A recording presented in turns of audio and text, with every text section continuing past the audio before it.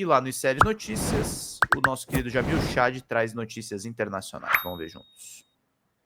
E claro, tem muita gente vivendo de forma irregular nos Estados Unidos, vive hoje uma situação de desespero. O que eu trago na minha coluna é, na verdade, relatos que são muito doídos, inclusive um deles com um áudio de uma das mães que liga justamente para uma entidade que cuida justamente dos imigrantes, perguntando, por favor, tem alguma forma de acelerar a regulamentação de documentos dos meus filhos? Qual o problema aqui, Vivi? Entre outros, né? Muitas famílias nunca registraram essas crianças nos consulados brasileiros ou, por exemplo, na obtenção da certidão de nascimento brasileiro, são basicamente crianças que nasceram nos Estados Unidos ou viveram a vida toda nos Estados Unidos. Agora, os pais podem ser deportados e os filhos correm o risco de ficar para trás. Um dos problemas centrais é que, claro, de repente, todo mundo foi procurar os consulados brasileiros e hoje os consulados brasileiros estão com filas de até 4 meses para você retirar a certidão de nascimento das crianças. Obviamente, a polícia migratória de Donald Trump não vai ficar esperando 4 meses para agir. E aí, o desespero das famílias brasileiras. Eu falei com o Itamaraty diz que está montando um plano justamente para tentar lidar com esses gargalos dos consulados. Os consulados, obviamente, foram tomados por essas famílias em desespero, justamente para tentar reduzir essa fila.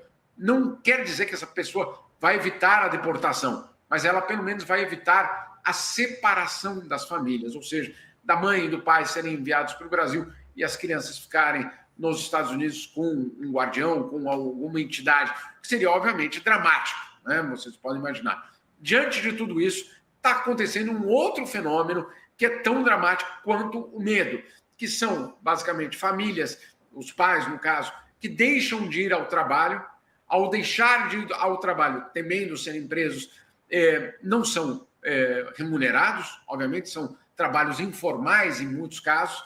Ao não serem remunerados, eles, obviamente, se deparam com uma situação na qual não tem mais dinheiro para pagar o aluguel e podem ser despejados. Então, olha só a encruzilhada de muitas dessas pessoas. Ir trabalhar e ser preso, ou não ir trabalhar e ficar sem dinheiro, inclusive, para o aluguel e, eventualmente, ser despejado daquele aluguel. É realmente um momento absolutamente tenso. Vamos, gente, vamos pingar superchats, turma, falta dezenas pouco. De casos. Todos os dias, eu posso dizer para vocês, todos os dias eu recebo relatos de brasileiros que viveram situações complicadas. É realmente uma sociedade hoje do medo aqui. Ô Jamil, e como é que você avalia que deve ser a resposta do governo brasileiro? Eu e o Demori tangenciamos esse tema ontem aqui, acho que ontem aqui no N1. Faltam 98, gente. Um caráter assim, drama humano mesmo, né? Uma questão humanitária. A gente viu, 98 por exemplo... não, 68, tô doido. O Todd Lyons, do ICE, fazendo uma fala absolutamente cretina sobre o Marcelo Gomes, né? O garoto de 18 anos que foi preso pela polícia trumpista, e emitindo juízo de valor, inclusive, falando a respeito do pai do Marcelo Gomes, dizendo que ele não pode ser considerado o pai do ano porque ele trouxe o garoto para solo estadunidense de forma ilegal e tal. Então tem uma questão que ganha um caráter pessoal, inclusive, né? De que, olha, a gente vai tratar com desdém, com agressão, com violência, não é só fazer valer as leis imigratórias estadunidenses. Nesse contexto, o nível de dramaticidade que isso ganha, como é que você avalia que deve ser a resposta do Itamaraty e do governo federal? César, que bom que você citou isso, porque é de fato o centro dessa questão. A humilhação. A humilhação faz parte da política pública hoje no governo de Donald Trump em relação aos estrangeiros. A humilhação na forma de lidar no momento da prisão, mas não só ali, nas coletivas de imprensa, como você citou, na caracterização desses estrangeiros todos.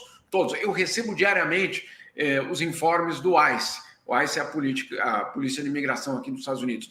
E é muito impressionante, porque traz o nome das pessoas que estão sendo deportadas, mas as fotos também, César. e fotos sempre, nunca essas fotos que vocês estão vendo ali, essa aí do Marcelo Gomes, nunca, jamais uma foto da pessoa sorrindo ou de alguma forma digna numa vida cotidiana, numa vida regular, não. É sempre uma foto extremamente humilhante, com a pessoa ou sendo presa, ou sem camisa, ou de uma forma muito dramática, mostrando o pavor daquela pessoa, que é justamente para causar esse impacto na sociedade. Primeiro, para aqueles americanos que votaram por Donald Trump, para dizer, olha só o que nós estamos fazendo com eles, é isso mesmo. É um sentimento de revanche muito forte, né, César? Primeiro. E a segunda mensagem, claro, a comunidade de imigrantes. Agora, eu vou te dizer, eu nunca vi nesses 4, 5 meses aqui nessa onda de prisões, eu não vi, César, nenhum Jean-Pierre Moulin sendo detido. Eu não vi nenhum Nils, não sei o que, da Noruega sendo extraditado dessa forma. Eu não vi absolutamente ninguém que não tenha nomes latinos, cores latinas, obviamente uma característica muito clara da nossa região. Então, sim, outro dia, inclusive, falava com um brasileiro que ficou durante 4 horas da janela dele, observando como que o ICE funcionava na rua dele. Eles estavam fazendo uma batida na rua deles. E, segundo esse brasileiro, só eram parados aqueles que, obviamente, tinham características, vamos dizer assim, não nórdicas, né? E, obviamente, a gente sabe o que isso significa. Do lado brasileiro, existem 2 caminhos. O primeiro caminho tem sido justamente criar uma espécie de grupo de trabalho insular essa crise, ou seja, não deixar que essa crise se transforme numa crise entre Donald Trump e o presidente Lula, por exemplo, né? Não alimentar justamente o governo americano nisso e lidar de uma forma, vamos dizer assim, técnica. Tá bom, o que é que pode ser feito para que esses brasileiros tenham um tratamento mais digno? Esse de um lado. E do outro lado, que é algo urgente, é reforçar todos os consulados brasileiros nos Estados Unidos. Consulados esses que hoje têm de lidar não apenas com a emissão do certificado de nascimento dessas crianças, mas também tem que visitar as prisões, tem que conhecer, obviamente, os casos para tentar proteger esses brasileiros. Não é uma tarefa fácil. O governo brasileiro, pelo menos ontem, me indicou que vai criar um grupo de trabalho dentro do próprio Itamaraty para tentar justamente dar resposta a tudo isso. Eram consulados que, claro, já vinham uma certa dificuldade financeira e agora, obviamente, foram tomados por uma crise muito grande. Ô, Jamil, só para a gente amarrar aqui, tem mais um caso que você ia contar para a gente de um bailarino brasileiro, né, que mora nos Estados Unidos há 10 anos sem documento e teve esse visto de permanência negado pelas autoridades, corre o risco de ser expulso do país, né, já com uma vida construída de uma década por lá. Vivi, de fato, ele nunca deixou de ter documentos. Exatamente por isso que eu queria trazer essa história. Ele sempre teve visto, ele sempre trabalhou com contratos, ele sempre esteve de forma absolutamente regular no país.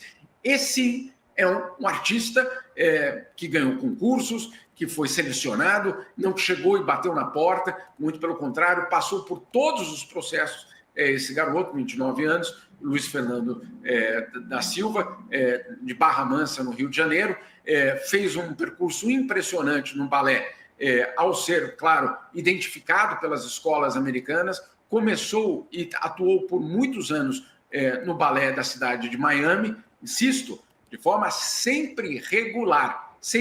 O que aconteceu no ano passado, ele resolveu mudar de companhia de teatro, ele resolveu sair de Miami para uma das mais tradicionais companhias de balé dos Estados Unidos, que é o Teatro do Harlem, aqui em Nova York. Inclusive, com uma história muito bonita de resistência, de combate ao racismo, digo, a companhia aqui do Harlem.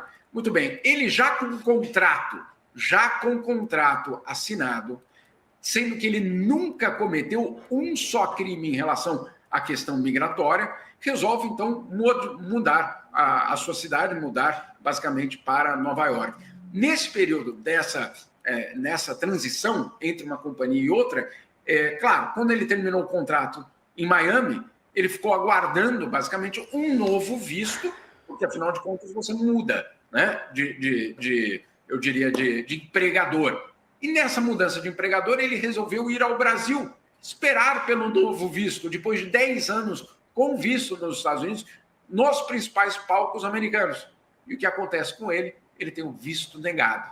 Então, obviamente, ele perdeu o contrato no Harlem, está no Brasil neste momento, não está nem nos Estados Unidos, e vive, obviamente, uma situação de um drama, mais um drama pessoal, como o César estava contando. Então, não são apenas aqueles que fugiram do Brasil, cruzaram a fronteira pelo México, estão de forma irregular nos Estados Unidos. Até mesmo aqueles que fizeram tudo de forma correta, aqueles que tiveram contratos, aqueles que foram selecionados por companhias de teatro nos Estados Unidos, estão sofrendo as consequências da política migratória de Donald Trump. Puxa vida, Jamil, que história terrível, né? Então, ele estava totalmente documentado, até peço desculpas, gente, a informação estava errada aqui para mim, mas o Jamil já corrigiu. Importante você ter trazido essa informação correta para a gente. Então, ele com toda a documentação certa e está sofrendo, enfim, um artista brasileiro, né? A gente sabe como é difícil a vida do artista, né? 10 anos trabalhando nessa situação. Você vai continuar acompanhando e trazendo aqui para a gente, né, Jamil? Certamente. O caso dele e vários outros, né? Exato, e você tem toda a razão, e justamente por que essa história é importante? Porque, normalmente, nós estamos vendo, obviamente, a polícia atuando em casos de pessoas que não estão com a sua situação regularizada. Por si só, isso já é um problema. Agora, o que nós estamos vendo aqui nos Estados Unidos hoje não é só uma operação contra os imigrantes que estão de forma irregular. Há, aparentemente, e essa história talvez seja um exemplo disso, há aparentemente uma ofensiva contra a imigração, ponto.